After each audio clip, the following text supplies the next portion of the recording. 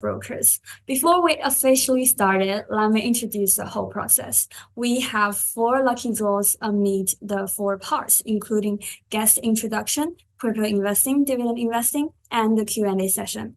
In every round, we will give away different Tiger gifts, like Tiger plushes, Tiger stress balls, umbrellas, and stock vouchers. So let's comment to win these gifts. Now let me introduce our guest, Meetjordentan. He is a program lead at a startup accelerator and a venture capitalist.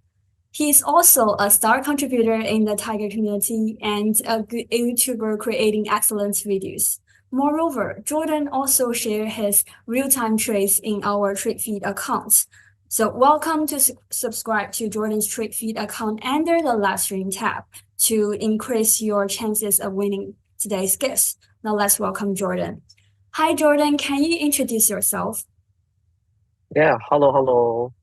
Hi, my name is Jordan. So, welcome to the first live stream that I'm doing with Tiger Brokers.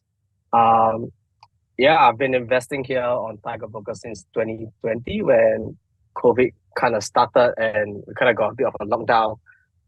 So that's kind of how I started like my investment journey, right? I mean, during COVID, I think one of the biggest thing that we had is we had a lot of time. Everybody was in lockdown, nobody could go out. Everyone was just staying at home, right?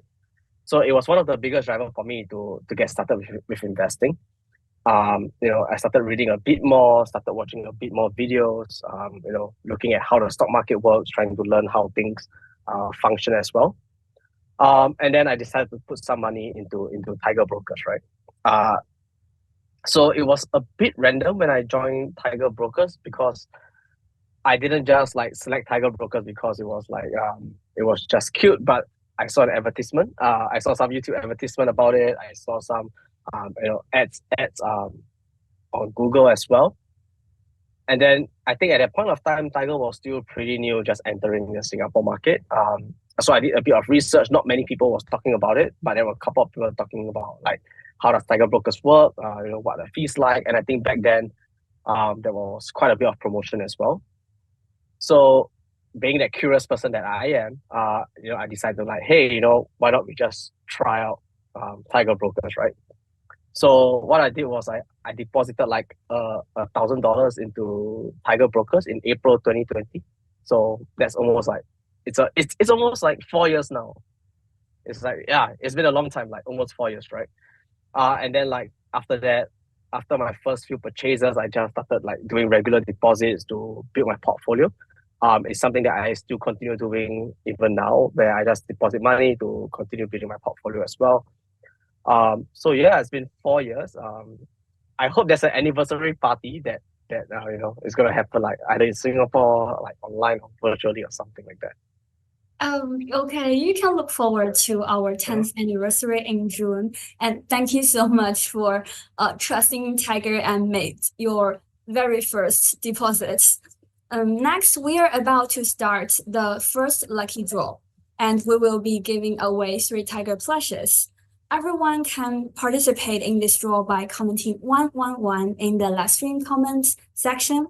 And 1 minute later, Jordan will randomly select 3 lucky tigers to receive Tiger plushes. Let's comment and win Tiger plushes. Okay, let's set a 1 minute timer.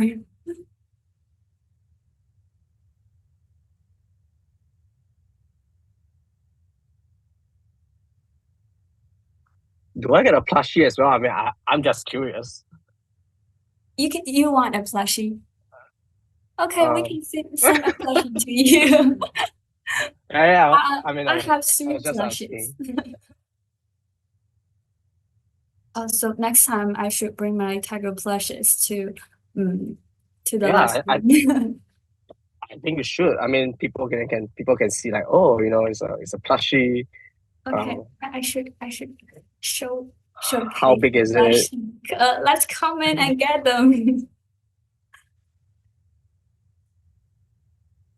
We have 10 seconds left.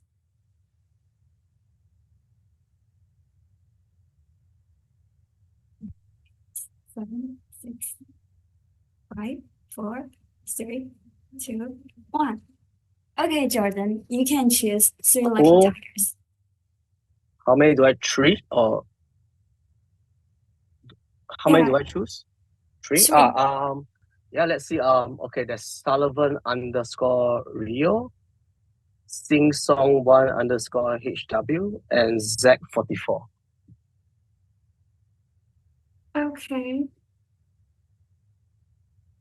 Congratulations to the three tigers, and later our colleague will post them in the live stream. And after the live stream, you will receive the message from the community assistant. Don't forget to check your community tab. Now let's move on to the uh, second part of dividend stock investing. So why do you like investing in the dividend stocks? What are your criteria for selecting the dividend companies? Okay. So I think for dividend stocks, right? I think it's a pretty controversial topic. I mean, depending on whether you're an investor or not, and how you decide to invest will kind of, depend whether you want to invest in dividend stocks. So it's a controversial topic for me. But personally, I do like investing in dividend stocks. I think for my current life stage, like where I am right now, how my lifestyle is, how my personality is, I think dividend stock is something very suitable for me. I mean, for you, I mean, if you're watching this live stream, I think for you, things that to think about is probably like, how where you are in your point in life. Let's say if you're a lot younger, or you are maybe a bit older, or is your lifestyle a bit more frugal, a bit more, you like to have a lavish lifestyle, or how your personality is. I think it kind of affects whether you should look at dividend stocks. So for me, my lifestyle is pretty like I'm a very normal guy. Like I don't spend a lot of money on a daily basis. I probably have meet my friends once a week. We have dinners once in a while. Uh, which is kind of why I like to choose dividend stocks because I like to have my time spent meeting my friends. And also I'm a bit of a lazy person. And partially one of the biggest reasons is because my day job do take up quite a bit of time, and at the same time I also create content on YouTube. So time is something that I don't really have as a commodity or like a like as a benefit, right? Because I'm doing so many things. So it can be kind of challenging to like squeeze in time to look at read financials or maybe even trade or maybe even just speculate stocks, right? At the end of the day, I mean, if you're working like 9 to 6, 9 to 5, and then you're still creating YouTube videos, you don't want to spend that 1 or 2 hours that you have to just read stocks. You just you might just want to relax a little bit. Um, but for me, I think dividend stocks that is kind of where that dividend stocks come in, right? I don't have to spend too much time reading on them. And most of my dividend portfolio are like a combination between stocks and ETFs. So with ETFs, I think the job is pretty simple. Like the fund managers already kind of created all these ETFs for you. It's a lot easier for you to just select which ETF you like, depending on the composition that they have. And if you're investing in all these ETFs, you do leverage on that dividend portfolio as well, and that gives you that extra income, which it's gonna be like a very small thing, right? Like probably gonna do like maybe $10 a month for the beginning, but then like after like 3 or 4 years, you do get a little bit more because of the compounding effect as well. And if you are investing for dividend, you don't really have to keep an eye for the market all the time. You could just do a DCA every single month, and passively get those dividend income. But I mean, if you're looking at between dividend and stock investing, definitely stock investing will give you a lot more earnings, but at the same time, it gives you a higher risk as well because like stocks, like if people are trading like Tesla, for example, right? It has been down for the last 2 to 3 weeks. If you have bought in like 2 weeks ago, you're probably still in the red. But then with dividend stocks, I think you don't really have to worry that much. Like the only worry you have is whether they have like any dividend cuts. The prices of the ETF, the stock doesn't really matter.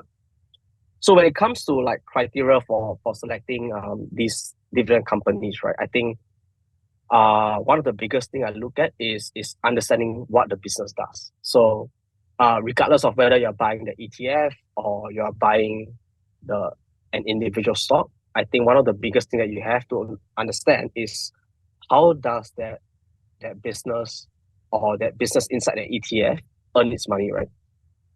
So for example, if that business is something like Disney, for example, right? So Disney earns money from various ways, right? The easiest way that they earn money is through their IP, which is like Mickey Mouse, Minnie Mouse and stuff like that. They also earn money through their Disneyland entrance tickets. They earn from the retail when you go to Disneyland. So it's a very simple and easy to understand business. But if you look at things that is a little bit more complex, like Apple does pay a dividend, like 1%.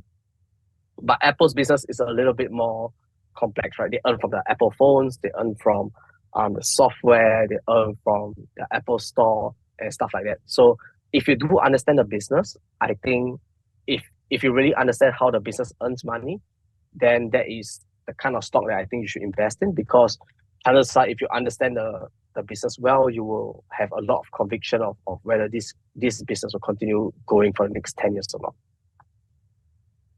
Yeah, I think investing in dividend stocks sounds like really a hassle-free choice, because if you don't have much spare time, just like Jordan, you can invest in the dividend stocks and earn the stable income and less risks.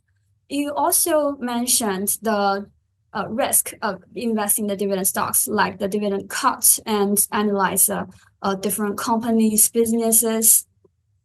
So I also remember you mentioned Disney. So it lost its dividend aristocrat title during COVID. It's a real example of the dividend cut risk. I think I now get more familiar with the dividend investing. So can you introduce some tickers for us? And what kind of investors are more suitable for investing in the dividend stocks? Okay, yeah. So so maybe just to like go back on the point that you mentioned about dividend cuts, right? So I think that is kind of a risk that you got to take. So when you invest in dividend stocks, right, like the price of the stock might drop, or when the price of the stock drops, you kind of lose money per se. And then if that stock has that dividend cut, then you don't get dividend for that particular year, right? So like Disney, like you mentioned, they lost a dividend aristocrat because they just stopped paying dividends during COVID because nobody could go Disneyland. The streaming services wasn't really earning that much as well. But yeah, so let's talk about like the kind of investor that's suitable for buying dividend stocks as well as what I'm holding, right? So if you are like me, like you're a bit lazy, you don't have that much time on your hand because you have family, you have like a girlfriend, a wife, kids, or whatever, right? Or maybe even if you don't have like much knowledge in investing, I think something to consider is really like dividend ETFs, right? So there are many dividend ETFs out there, and these are more vanilla products that are built for a certain group of people like me, right? So vanilla being like very simple and easy to understand. So for people that are like office workers, chances are when you're working, the stock market is running as well, you are not probably be able to trade during that time. And then at the same time, if you're someone that's like working retail, right, that you don't have access to your phone all the time, then probably dividend ETFs something to consider, or maybe even index funds. So there are some index funds that do pay a small dividend as well. I don't have a list of them, but I think that's something that you can probably look out as well. So some of the stocks that I'm holding, or like the dividend ETFs, are like STI ETF. The ticker is ES3. So ES3 pays about 3 to 4% dividends a year. So okay, wait. Let me clarify a bit. So STI ETF is the Straits Times Index. Basically, what this holds is the top 30 performing companies in Singapore. Singapore being a very, very small market, STI ETF is like 70% like banks. So like you have things like OCBC, UOB, DBS. So every time you buy like ES3, which is like maybe 3 to 350 right now, or maybe a bit lesser than that, you are buying a small part of DBS, a small part of OCBC, a small part of UOB, right? And at the same time, the ETF pays you a 3 to 4% dividend a year. And one of the benefit of this is that as a Singaporean investing in Singapore counters, right, or as long as you invest in the Singapore Stock Exchange, you don't get dividend taxation like the US. So if you're invested in the US market, which I do have some, you get like a 38% dividend taxation, which can be pretty high. This means that every time you receive $1 of dividend from a US stock, you are paying like 38 cents in taxes, which is very, very high.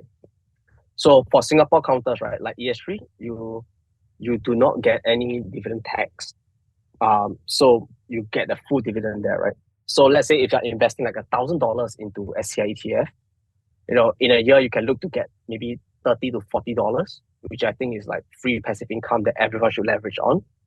And when you get these dividends, you can decide whether you want to add in more ES3 or you want to buy yourself a good meal. It's really dependent on what you want to do after that. And then again, if you're like me, using Tiger, right? So most of my portfolio is in Tiger. Every time I get those dividends, I do not repurchase. I do not repurchase immediately. So what I do is I turn on the auto sweep on Tiger Vault.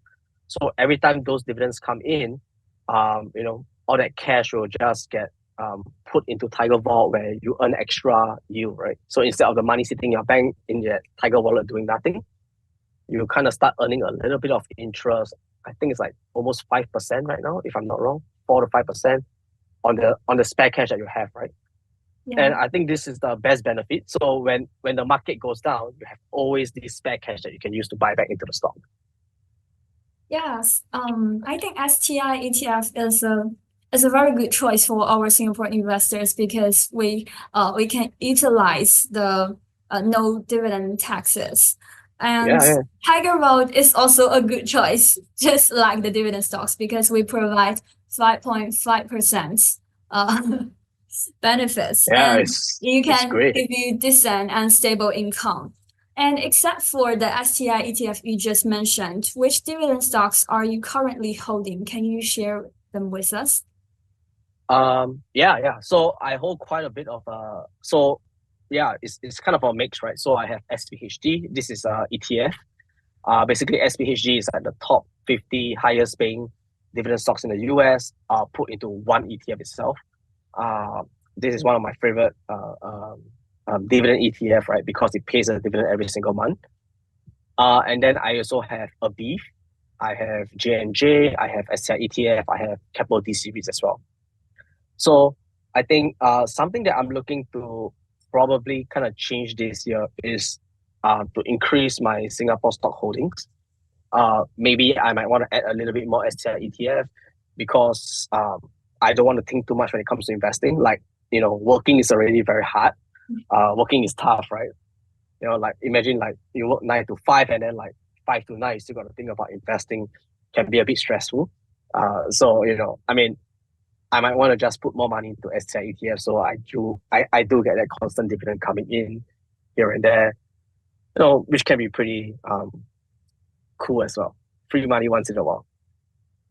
Yeah, work is so hard. Yeah, it is. When you put money in the dividend stocks, it can help you sleep well during the night.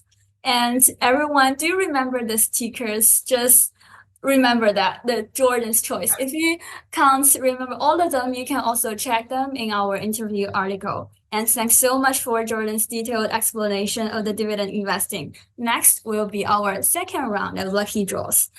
In this round, we will give 3 stock vouchers worth $80. If you win them, you can use the stock vouchers to buy the dividend stocks that Jordan just mentioned. And like the last round, everyone can participate in this lucky draw by commenting 111 in the live stream. And 1 minute later, Jordan will select 3 lucky tigers to receive the stock vouchers worth $80. Just comment and win stock vouchers. Okay. Let me set a timer.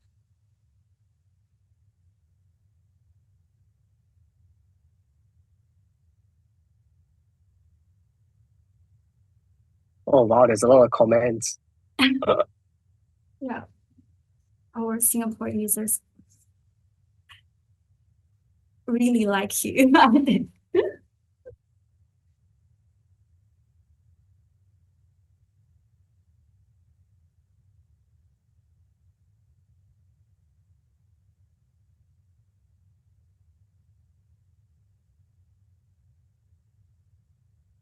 So Jordan, have you used the stock vouchers in our platform? You can use the Tiger coins to exchange for the stock vouchers.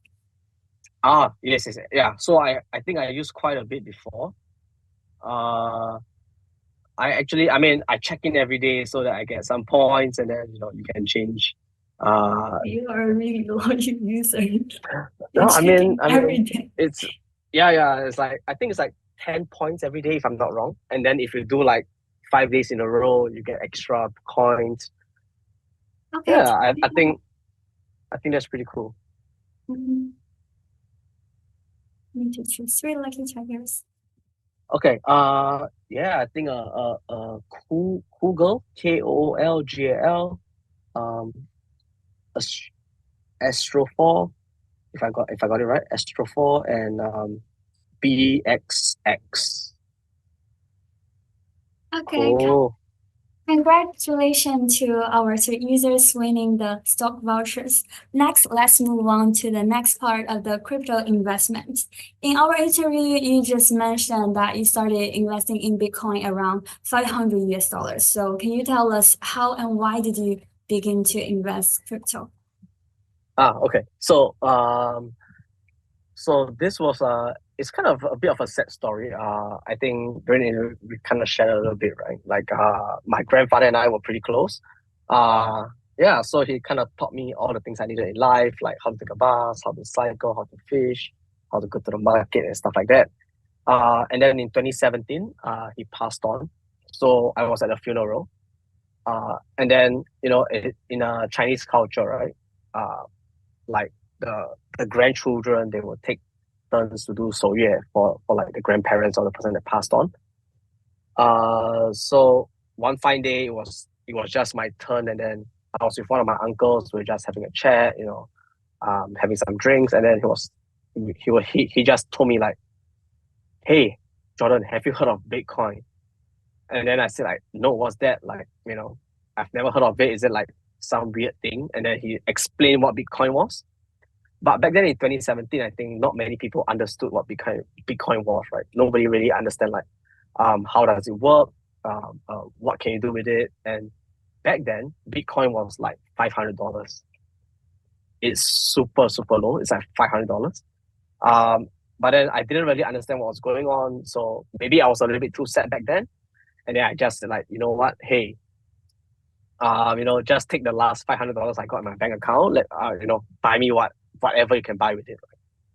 Yeah, so yeah, then my uncle bought me my first Bitcoin. Uh, and back then there was no such thing as crypto exchanges. It was very, very weird. Like we didn't have Binance, we didn't have like the big exchanges, right? We had smaller exchanges that it's a little bit shady. Like you don't know whether your money will disappear within the next 2 minutes. But then, it was a place that you could buy different kind of tokens. Uh, Back then Ethereum was not a thing as well. There was no such thing as Ethereum. It wasn't invented yet. It was only like Bitcoin, some other coin called Genesis and stuff like that. And then me and my uncle, we traded for a while. We joined a few ICOs. Um, I think the cheapest I got into Ethereum was like 80 cents. That was one of the cheapest time I ever bought Ethereum, and I never bought it any cheaper than. So that was kind of how I got started with the crypto scene. Like just a random funeral, and then just buying random coins, and then yeah, kind of how I got into crypto then. Wow. It's indeed a side story, but $500 for Bitcoin and 80 cents for Ethereum, I think is impressive. Perhaps that was a Yeah. lesson your grandfather want to tell you and lead you to invest in crypto stocks. And with the launch of the spot Bitcoin ETF, the crypto has become a really hot topic in the US stock market now.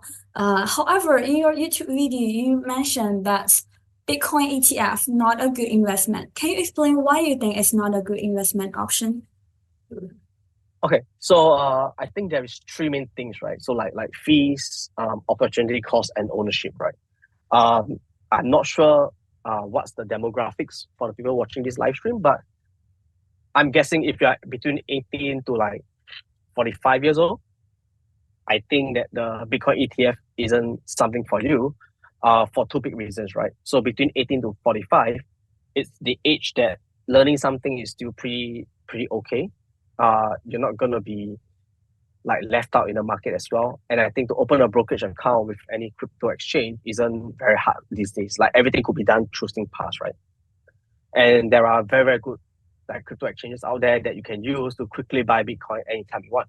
So let's say if you're 18 to 45 and you're looking to get exposure into crypto, there is more than just Bitcoin. Like with the Bitcoin spot ETF, you only have the Bitcoin spot ETF. You cannot buy Ethereum, you cannot buy Solana, you cannot buy Ripple, you cannot buy Dogecoin, you cannot buy Shiba Inu. So it really depends on like what kind of exposure you want to get with crypto. Bitcoin is just one of the many cryptocurrencies, right? But if you do have like a crypto brokerage account, then it gives you a lot more options, right? You can buy Solana, you can buy Ethereum. Both have performed very well. Like Solana, I think the last time in November it's like $18 in November, and now it's like $180. It's a very good 10x, right? If you have bought Bitcoin back then, maybe you just double your money, right? And then there's so many other tokens out there, right? And when you purchase these ETFs through the brokers, right? So be it BlackRock, be it Grayscale, you do not really own the coins per se because you are buying an ETF. The fund managers own the tokens in that sense. So one of the biggest problems with this is that you will not have control of your money. So let's say today, if you bought the Bitcoin spot ETF and maybe today is like Saturday, right? And Bitcoin is $75,000. You want to sell? I'm sorry, but you cannot do that, right? But if you do have Bitcoin, if you hold Bitcoin itself and you have a crypto exchange, if Bitcoin is $75,000 today and it's like, Saturday midnight or 3 a.m. in the morning, you could just sell that and then you can still convert it into a stable coin, which kind of gives you the opportunity cost, right? So if you do hold an ETF, you probably, gonna be stuck for a while. But then if you hold Bitcoin itself, you are able to do it at any point of time. So that comes into opportunity cost and ownership, right? So I think one of the biggest thing that I kind of don't agree with the Bitcoin ETF is the fees. So like when you purchase an ETF, there is quite a few fees that you pay for. The first one is a commission to the brokerage. So regardless of whether you buy it from Tiger, you buy it from any other brokerage in the world, you have to pay a fee for sure. There is a commission fee that the brokerage takes. And the second fee that you pay is the fee from the fund manager. So let's say if you buy it from BlackRock, right? BlackRock will probably charge you like 0.25% or like 0.05%, right? And that is a fee that you have to pay regardless of whether you buy or sell, you still have to pay that fee. And it's factored into the ETF also. So that is one of the biggest problems that I face because I think that right now, because the Bitcoin ETF is still new, it's still hot, the fees are very low, right? Or the expense ratios are low. And then when things start to pick up, let's say when they come out with a new ETF, let's say for example, they come out with Ethereum ETF, they come out with XRP ETF. And then when people start buying those stuff, the fees will start to slowly pick up. And one day, you could be paying like 1% extra just for the management fees. Nobody knows. But for me personally, I do own Bitcoin. I prefer owning it myself. I have Bitcoin stored in like a ledger that I have. It gives me the freedom to like, if I want to sell it today, I can sell it anytime I want. I can sell it on weekend, I can sell it at 3 a.m. in the morning, 5 a.m. in the morning, and I can do whatever I want with the Bitcoins that I have. Yeah, so I mean, if you are between the ages of like 18 to 45 that you're still willing to learn a little bit more about tech, I think, owning Bitcoin is still something better. Like, to be honest, I think like Bitcoin ETF, like maybe it's something that my mother will buy because it's easier for her. She don't have to learn how to set up a wallet. She don't have to learn to set up like, a new crypto exchange and stuff like that. Yeah. So from an investment perspective, I think investing directly in Bitcoin is more profitable than investing in the ETFs. And like you just mentioned, you can really own it, and it's also about the liquidity because you can sell them overnight or like others. But due to many reasons, some users can't invest directly in this cryptocurrency, so they turn to crypto stocks. Which crypto stocks do you favor the most? Okay. So I think this is one of it's a very popular question, right? I mean, there are so many crypto stocks in the world. I think we have some companies here in Singapore that created like a crypto ETF where they group a few of these crypto stocks together and they call it an ETF, right?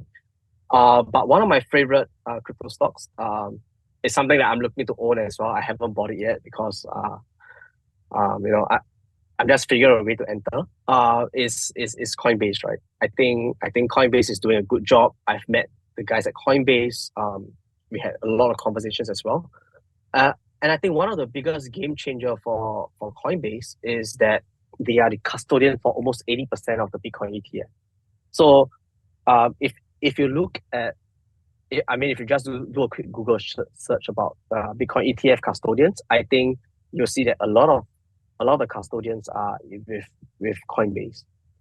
And this kind of means something very, very big for Coinbase as well, because if these big institutions like BlackRock, Franklin Templeton trust Coinbase, there must be a very good reason why they trust Coinbase.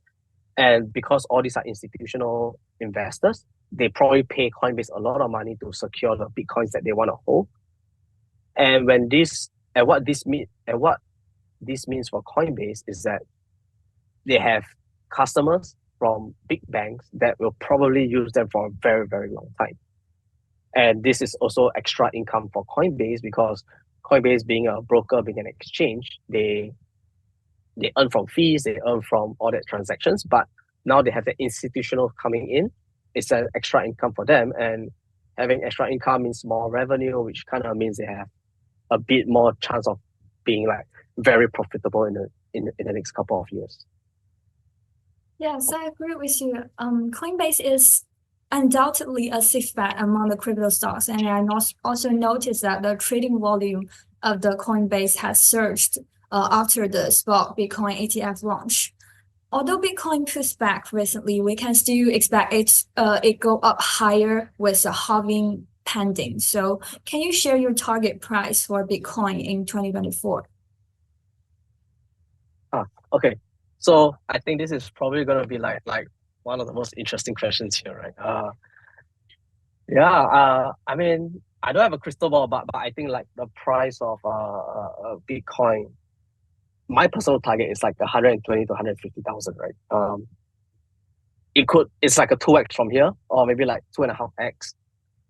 It's not too far away, because I think there's quite a bit of catal catal catalysts coming in, right? Like if like a big institutional like Fidelity, right? So like we have that little image there. So Fidelity allocates like 1.5% into their all-in-one ETF fund. This kind of shows that it's having some traction, right? So like when there's more traction in the investor market, I think that is kind of where it will kind of push Bitcoin prices up as well.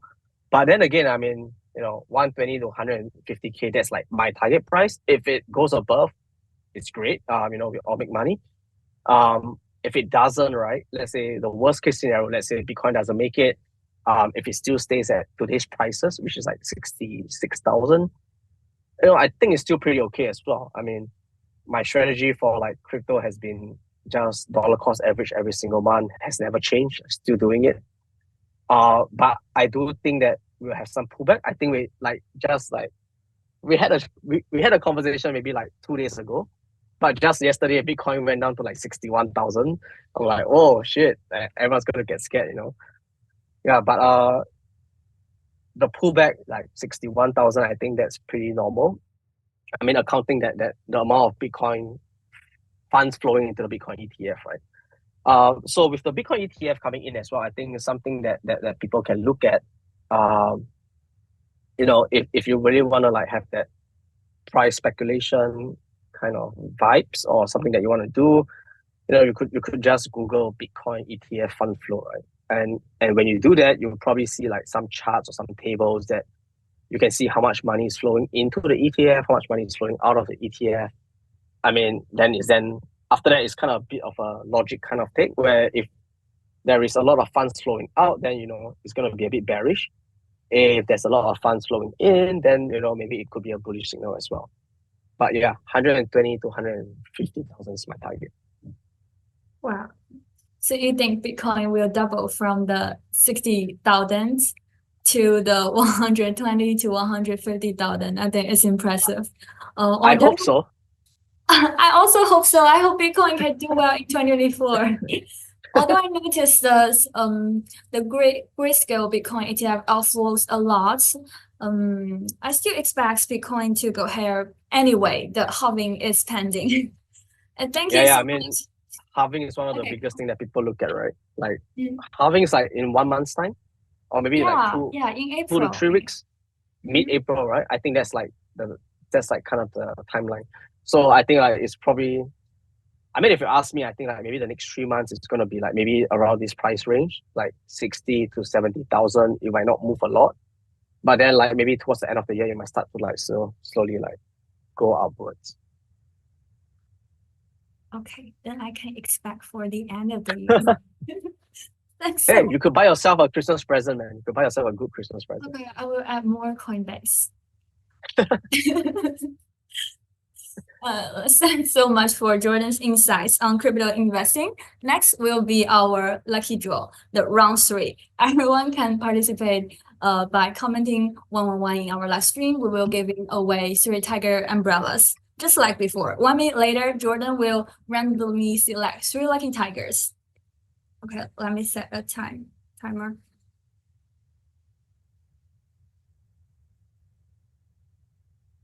I should bring a tiger umbrella here, but I don't. Yeah, you should. I don't have an umbrella. I think this umbrella is for Singapore. We don't have it in China mainland. Okay. Okay, maybe I should go to the Tiger office and like, hey, can I get some umbrella for like Tiffany or something? Can I get this umbrella? I also want it. Okay, I should comment 111 in our live stream and you pick me.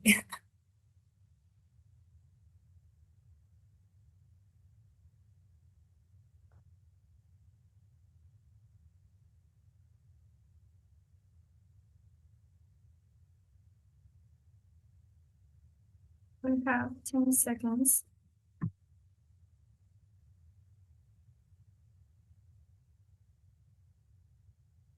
Okay, time is up. Okay. Yeah, I think I saw like Amber Capital, Camillus, and Angelos. Not sure if I'm reading your name right, but okay. Hopefully I am.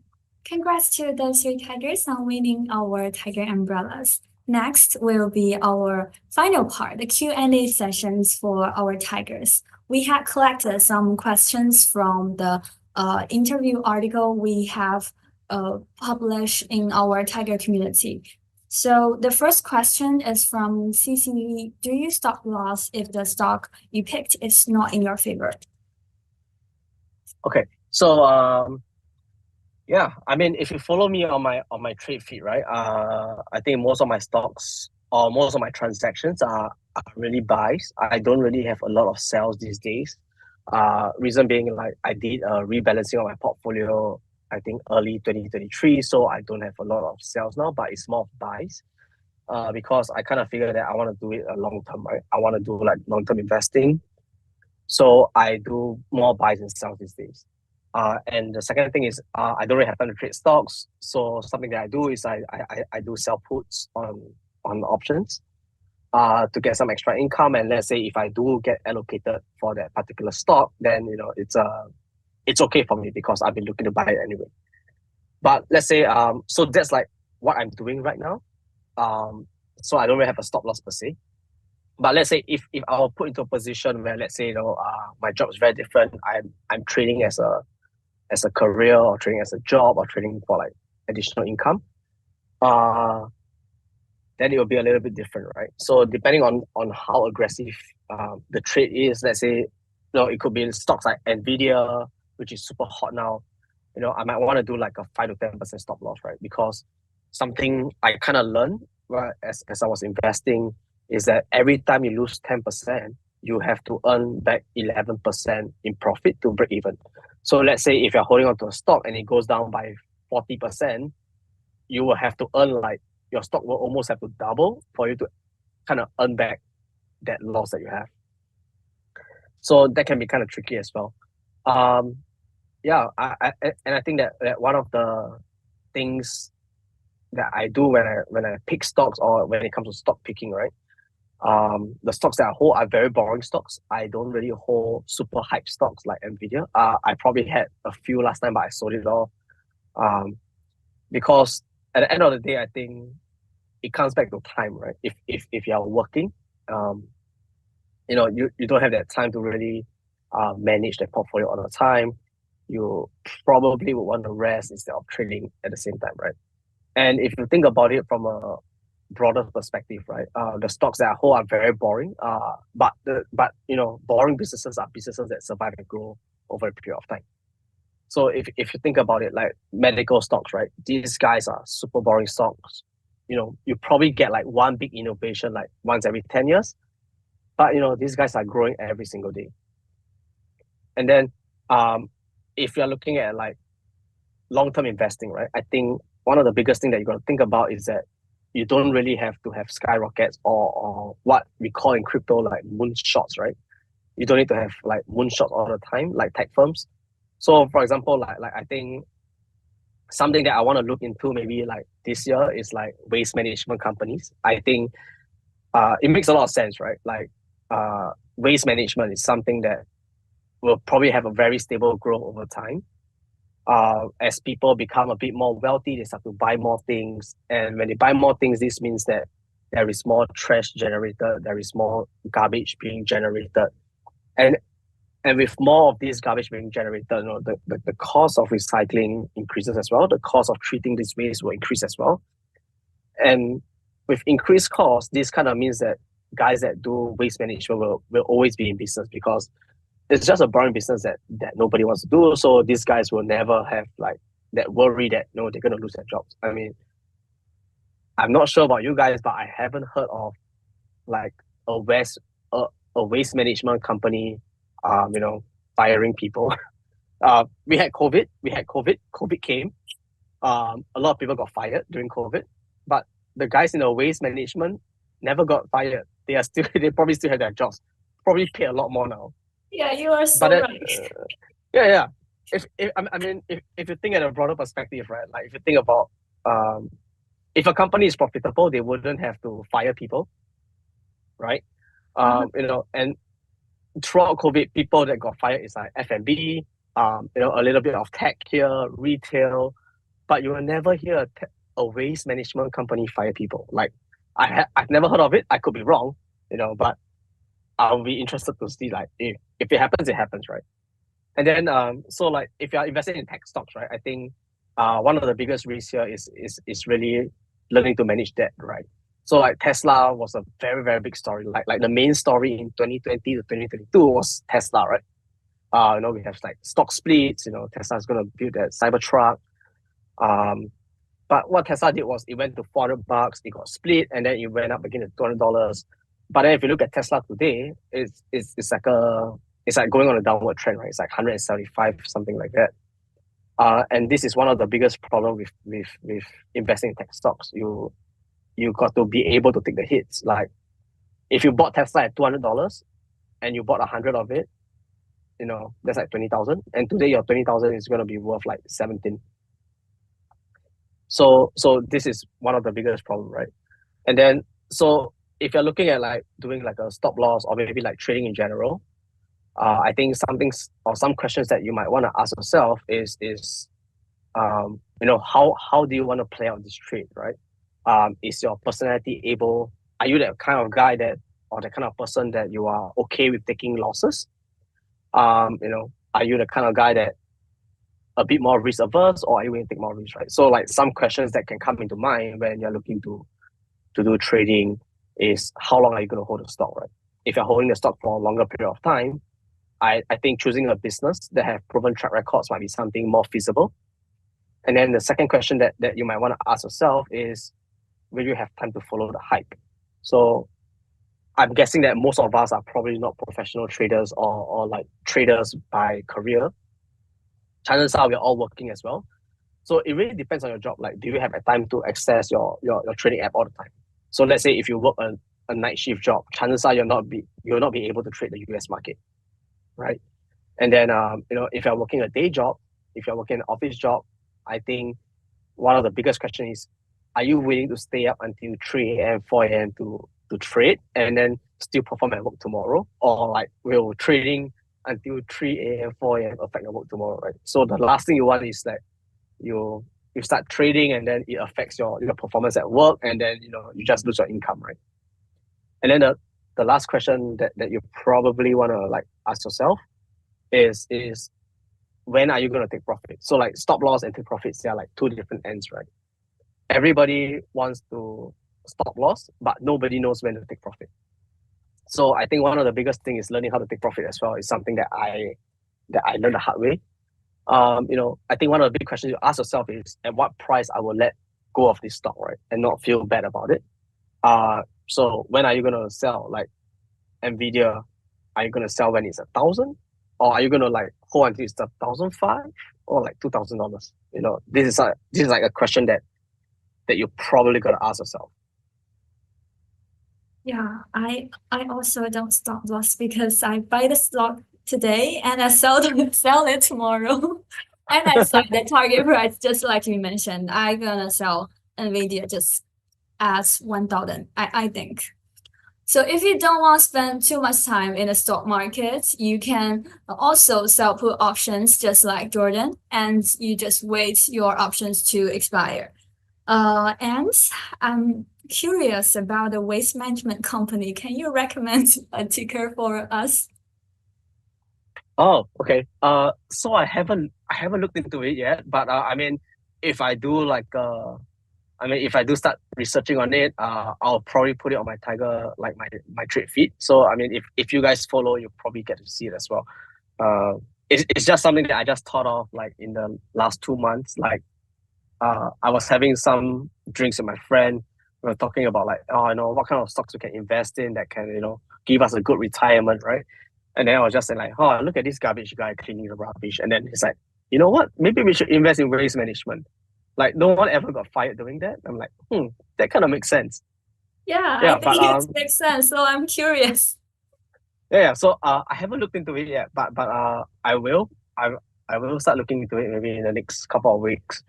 Yeah. I mean, if you guys follow me on the trade feed, I'll probably post it when I buy or something. Or yeah.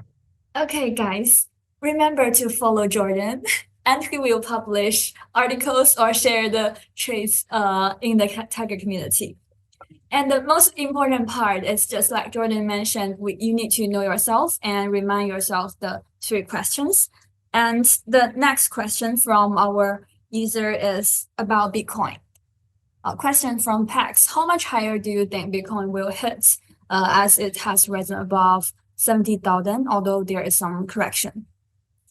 Yeah, I think this is like one of the few hot questions as well, right? So I think in the last couple of days, I think Bitcoin hit like 73,000. That's like the all-time high right now, right? 73,000. But it kind of got a little bit of pullback. Like yesterday it was like 61. Like now it's like 67,000. Um, I think like what's happening in the market right now, I think everyone is trying to figure out like what's the support price for Bitcoin, right? There could be more corrections coming in. There could be a bit more retracement. I think this will happen until people figure out like, oh, what is the new support for Bitcoin, right? But personally for me, I'm a bit of a pessimist. So when it comes to like crypto, right, I'm a bit more pessimistic. And I'm looking at like 45 to 55 is where Bitcoin will probably find support. I mean, sometimes it surprises me. Like the last time I thought Bitcoin would go to like 10,000, it actually went to 3,000. But that was like maybe like a year back. I'm like, wow, should have bought more, but I didn't. But anyway, but we have kind of discussed like at what price Bitcoin will reach like 120 to 150K. That's like my target. But I think it's just really meaningful to really go check out like the ETF fund flow. Just check out how much funds are flowing in, how much funds are flowing out. It can probably give you some idea of like what people are feeling as well. I think something that people might want to research on is also the fear and greed ratio, or fear and greed meter. So there is one built just for crypto. So when it's a bit more greedy, then like people are buying. If it's a bit more what's the opposite of greedy? Fear. Yeah. So if it's a bit more fearish, that means that people are selling those tokens, right? So depending on what you trade, depending on, I don't know if you're buying spot, you're buying the ETF, or if you are doing shorts or whatever. It really depends on, you can look at all these little indicators to see where Bitcoin will go to, right? Or like in a way predict where Bitcoin will go to. But yeah, I'm very hopeful of 120 to 150K. I hope that when it reaches that price, we can probably do a live stream again, and then we can have a little chat about like, oh, what are we gonna do with 120,000 right now?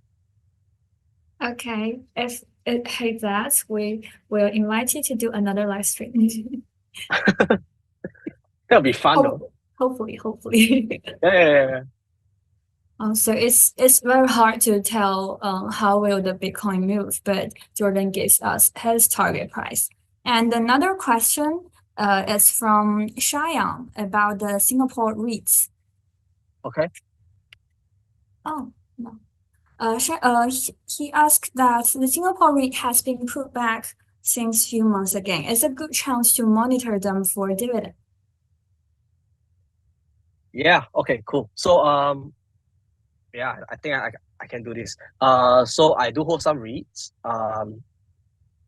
So to be honest, like I do hold Capital DC REITs. I think the ticker is ABJU. Right now I'm like on a loss. I think I'm like a negative couple $1,000. But I mean, the only reason I invest in a dividend stock is to collect dividends, right? I mean, if I do get a capital appreciation, that's great. But I think something that I'm doing right now is just to collect these dividends and to kind of buy back into ABJU. So it kind of reduces that. It's like a dollar cost average, right? So it kind of brings down my purchase price. And at the same time, I do get more dividends because as you hold more stocks, you get paid more dividends when it's dividend period, right? But I think like mainly for Singapore, if you're looking at REITs, there's a lot of REITs out there, different kind of REITs as well. If you're looking at like corporate, retail, where it's like shopping mall like Mapletree, CapitaLand, you do have some corporate ones as well. I think the real estate market in Singapore is something that will not burst, because it's kind of built in a way, right, that the government kind of have measures that manage the market. They prevent the market from bursting as well, like what the US has. But I think, let's say if we are looking at REITs, maybe something that you want to do is to look at ETFs. I'm not sure how many of the viewers are like traders. But if you're like a working class adult, maybe you want to look at REITs instead, because you want to look at like REITs ETF, right? So it's something that's a little bit easier to understand because the fund managers already group everything into one basket that's easy to use. So ETF wise, you get a little bit less risk than just buying the REIT itself. So let's say, for example, if there's there's some REITs that group Mapletree, CapitaLand together. So like if CapitaLand drops but Mapletree goes up, it kind of gives you that little balance. It kind of like balances the price out again, so you will not get affected so much. But I think one of the things that is the downfall or the cons is that the dividend might be a bit lesser than buying the individual stock.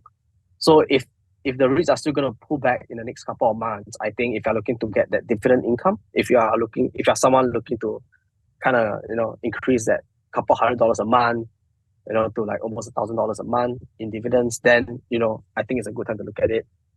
Something that I'm looking at, like a REIT ETF that I'm looking at, is CLR. Yeah, it's like Singapore REITs. It kind of covers almost everything you can have in Singapore. Pretty safe, I feel. Like it's broad enough, in my opinion. But yeah, I think you guys should just like do a little bit of research. Don't trust whatever I say. I'm in the rate with Capital DC REITs, so I might be a very bad stock picture, but ETFs.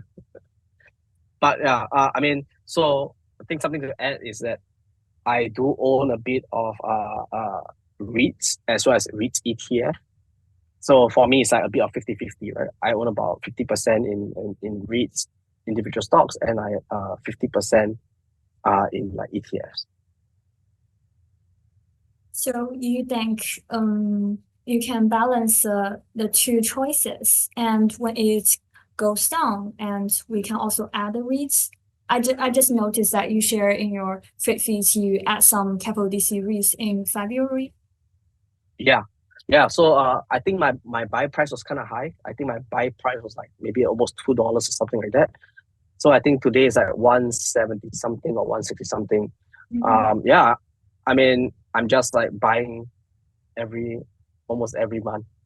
Yeah. I'm You just just buying a little bit. day. Yeah. I mean, it doesn't really matter. Like, you still get dividends at the end of the day, right? I mean, that's my gameplay. Some people might disagree that, dividends is slow, blah, blah, blah. But to me, it's like, hey, I got a day job.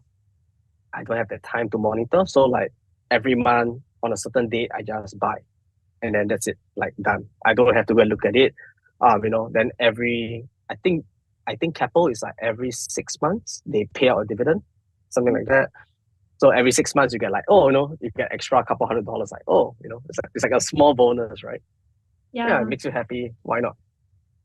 So for Xiang, if you bottom the REITs and it goes down, you can just focus on the dividend and forget about it. Yeah, I mean, if it goes down, I mean, there is no reason for you to sell, right? Let's say it's like, okay, so very simple example. If you have a chicken and the chicken lays eggs, Yeah. maybe every 2 days it gives you like two eggs, right? Or every day it gives you one egg. You can, number one, you can eat the egg, or you can sell the egg for money, right? Will you kill the chicken? I won't. I'll just let the chicken No, lay eggs, no, and no, I every day, won't. I can get yeah, it. yeah, every day you still get eggs. If you don't want to eat egg today, you can sell the egg for something else. Or maybe if you feel like, I want to buy another chicken, I can sell 10 eggs and buy one more chicken, right? And then you have like two eggs a day now instead of one. So that is kind of how I view that dividend gameplay for me. Like now I'm getting like, X amount of month. Maybe in 6 months time, it will become like X times two. So it kind of builds that passive income for you. Okay. And another question from our community users. You mentioned in our interview that you bought Berkshire as a birthday gift. And the user Yeah. A asked, do you think it's too late to invest in Berkshire Hathaway Class B right now? Now it currently trades at 417. Yeah. So this is a little bit tricky, right? So when I bought Berkshire Hathaway, it was during COVID. Like that was like 2020, 2021. I just bought it as a birthday gift to myself. But I bought it very, very low. Like I think I got it like what, 160 or something like that. Yeah, it was a very, very low price. I'm like, okay, I'm just gonna buy myself two stocks, right? And then like it was still COVID for a while, so I bought a couple more the year after. So I think with Berkshire Hathaway it's a little bit tricky. Something that I mean, if you're looking to buy a Berkshire Hathaway, you have to trust in like Warren Buffett, right? He's the face of the business. And with that Charlie Munger, like he passed on like late last year or early this year. I think it's quite a big rock to the industry. I think the next fear that I have is that if Warren Buffett passes on, like what's going to happen, right? It's valued at $400 these days. To be honest, I don't know if it's too late or it's still okay. But I think something that if you're looking to buy Berkshire Hathaway is maybe to look into what Berkshire Hathaway buys. You don't have to buy Berkshire Hathaway per se, because you can always invest in whatever stocks they have, right? So I think one of the biggest holdings of Berkshire Hathaway is Apple and like Coke. You don't have to spend $400 to buy that one Berkshire Hathaway stock. You can always buy Coke, or you can always buy Apple. I mean, you can always buy whatever they buy as well if you just like Google their breakdown, you can probably just get whatever they're holding. And I think you'll do probably okay as well. Like Coke pays a good dividend as well. Apple pays a okay dividend. Berkshire Hathaway doesn't pay dividends. So if you're looking for a dividend play, like Berkshire Hathaway isn't something that you're going to look at. You might want to look into the stocks that they purchase instead. Okay, thanks. For our user AQA, Jordan recommends you to look at Apple and Coke. And here is our last round of lucky draw, and also the last part of our live stream. We will give away 3 Tiger stress balls, just like before. Everyone can participate in this lucky draw by commenting 111 in our live stream. And 1 minute later, Jordan will randomly select 3 lucky tigers to get the Tiger stress balls.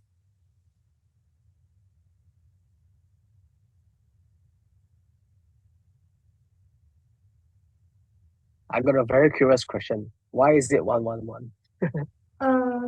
I think it's easy. If Okay. other things, maybe you need to find the letters, but 111 just I don't know. tap 3 times. Yeah, that's a very fair point. Yeah, because it's our very first live stream. I hope it's easy for our users to interact with us and participate in this lucky draw.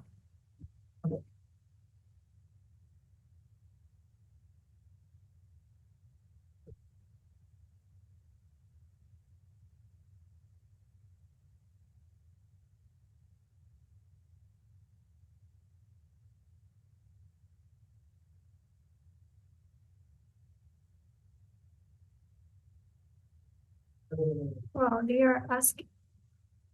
Okay, time is up.